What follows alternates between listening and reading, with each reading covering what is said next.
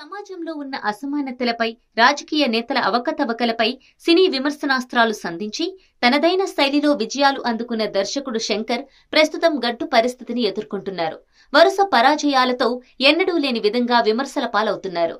అయితే ఆయన నుంచి వస్తున్న డిజాస్టర్ సినిమాలకు కారణం తన టీంలోని కీలక సభ్యుడు లేకపోవడమేనా అన్న ప్రశ్నలు రేకెత్తుతున్నాయి. ఇంతకీ ఆ వ్యక్తి ఎవరు? శంకర్ కెరీర్ గ్రాఫ్ పై దెబ్బేసిన ఆ ప్రముఖుడు ఎవరు అనే వివరాల్లోకి వెళితే, Shankar cinema career blockbuster చిత్రాలతో జైత్రయాత్రగా మొదలైంది. ఆయన దర్శకుడిగా పరిచయమవుతూ రూపొందించిన జెంటిల్మెన్ సినిమా దేశవ్యాప్తంగా సంచలనం సృష్టించింది. ఆ తర్వాత వచ్చిన ప్రేమికుడు సినిమా లవ్ స్టోరీల్లో ఓ ట్రెండ్ సెటర్ గా మారింది. ప్రభుదేవాను హీరోగా పరిచయం చేసి పాటలతో యూత్ కు క్రాక్ ఎక్కించిన ఆయన స్టార్ డైరెక్టర్ జాబితాలో చేరిపోయారు. ఇక కమల్ హాసన్ హీరోగా ఇండియన్ సినిమా విజయం మరో సంచలనం. ఈ సినిమాతో ఆయన పాన్ ఇండియా డైరెక్టర్ అయిపోయారు. ఆ తర్వాత వచ్చిన జీన్ సినిమా మరో సెన్సేషన్ క్రియేట్ చేసింది.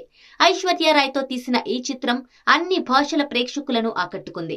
ఆ తర్వాత అపరిచితుడు, శివాజీ, రోబో సినిమాలు ఆయనకు మరో రేంజ్ ను తెచ్చిపెట్టాయి. అయితే ఎప్పుడైతే 3 Idiots సినిమాను రీమేక్ చేశాడో అక్కడి నుంచే ఆయన పతనం మొదలైంది.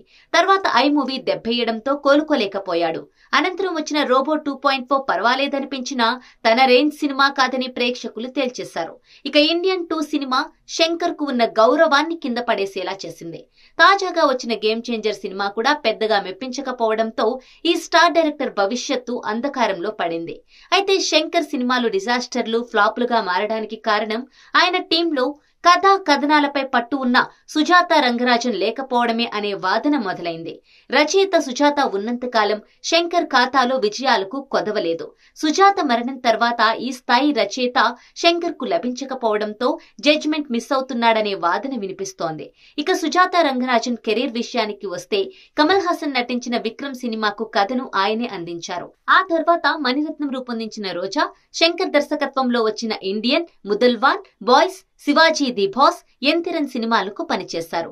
సినీ పరిశ్రమలో తనదైన గౌరవాన్ని సంపాదించుకున్న సుజాత రంగరాజన్ గుండె సంబంధిత, అలాగే డయాబెటిస్ వ్యాధితో బాధపడుతూ 2008లో కన్నుమూశారు.